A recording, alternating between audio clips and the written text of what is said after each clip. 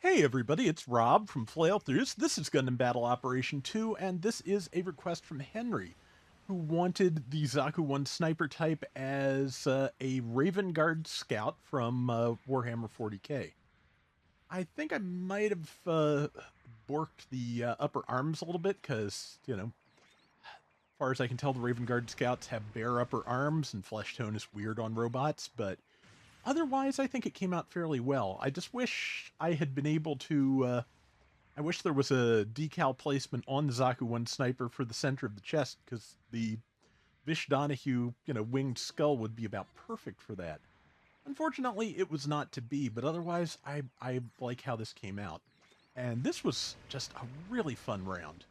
It has been a long time since I was able to just play the Zaku 1 sniper, you know, probably the way it was intended. Sit back, snipe, deal with things as they come at me, and yeah, it went really well, and I enjoyed it. And the fact that I am actually keeping this Jim Stryker off of me, which with help, which I am very grateful for, just really kind of set the tone for the round. This I'm not used to being able to fend those off this well anymore. I guess I just hit the right teams on the right day, but yeah. And let's see. Yep, just waiting to line up a shot. And I hit the side of the building somehow. I feel like that shouldn't have happened, but scoping in and out does change the angle of your shot slightly, and I think I hit scope out a little bit too early, and that's what caused that. But yeah, in case you missed it, back in November they buffed a lot of suits that have needed it for a long time. And the Zaku 1 sniper, to go with its beam rifle, got a sub weapon for it that is a relatively strong Garabi type weapon. So yeah, it's the radiation type that, and yeah, so it's a lot easier to keep going with this without overheating it very much. Towards the end of the round, I still manage it because it's not certainly not impossible. If you see a shot that's lined up and you absolutely have to go for it, you're going to overheat the rifle. But that's just kind of the nature of the beast. At least you have two different cooldowns to get you back fighting at long range. Speaking of, that did not work. But let's see. That didn't do enough to stun, but it did damage.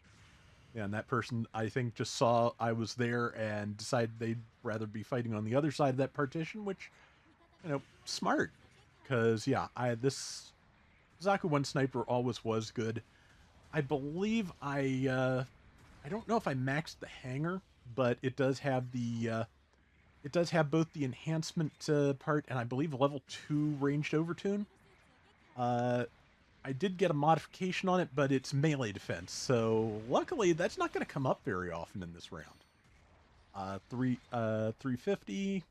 Yeah, so this is I think it's the only the level 2 Zaku 1 sniper if this is 350. So that's yeah. And I'd get more if the overtune part is here. I'd get more out of it at higher levels, but level 2, how do I describe the level 2 overtune attack parts? They have a little bit more of a down payment in favor of later installments. Like at level 1, you get more of a bonus for the increments kind of topping out sooner than they otherwise would. Which again, not the worst news. But let's see, managed to catch the Jim Stryker again. Yeah, if I said Striker Kai before, I was incorrect. Of course, I was. Uh, yeah, I keep thinking the Jim Striker Kai should be available on the ground now, but it's one of those things. There's not a ton of difference between that and the standard Striker, so yeah, I can see it's why they'd want to keep them exclusive. But I keep looking at it and looking at the Tail Rider space type and going, wait a minute. Okay, hit that Dom. Pretty good damage. Waiting, I think. No, I didn't quite overheat my rifle, but that time I did because, yeah, taking out the Ag was worth that. Managed to help stop that person with the Garabi, and now I'm going to throw out a Sturmfaust that did not do any good, but I don't think stunned number 4 either, so that's not the worst news. Good solid hit there. I think they're out of range of my Vulcans, but... And tagged it again. Jim Striker, however, was not out of range of my Vulcans. So yeah, that was an overheat, but another kill. So yeah, so far all my overheats, a lot of times when I overheat this rifle, it's because I have, you know, literally jumped the gun, but, well, not literally jumped the, you know. Anyway, but so far all my overheats have really been fairly justified, so I'm pretty happy with that. 4,000. Follow-up is not quite ready. If you can stun something and follow up with the secondary beam, you can do really well, but sometimes, yeah, sometimes just you take the shot you have.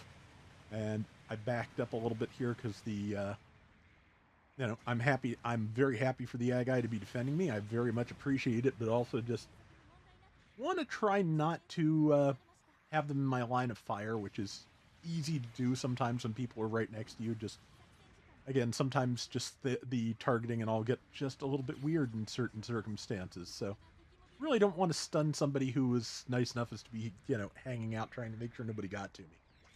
They already went to some place where they will hopefully be a little bit more effective, but okay, yeah, that was I think I may have temporarily stunned an ally.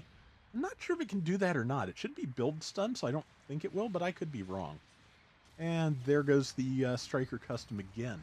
Or Striker, Jim Striker, standard Jim Striker. Yeah, the extra crispy is only available in space. But yeah, so we've only got a minute left. I have been alive this whole time. Again, that's something I haven't done forever in a Zaku 1 Sniper either. But yeah, so... And the team is working together very well. They are... Yeah, I accidentally sturmfasted somebody in the back. Just as I was talking about how well the team was working together. That's... Yeah, that tracks. But yeah, I'm just gonna stun this Dom. Kind of wanted to take its legs out if I can. And I think the Ag-I got caught in the support fire. I got the Dom with the Vulcans. We have 30-some seconds left, a 3,000 point lead at 350. I'm pretty happy with that. And yeah, the other nice thing about the secondary fire for the beam rifle, it does pierce. So the standard Zaku 1 Sniper does not, but yeah, this does. So if you absolutely have to stop somebody behind one of your allies, you've got the opportunity. Yeah. Managed to catch that powered Jim. Got knocked down by our Slave Rail.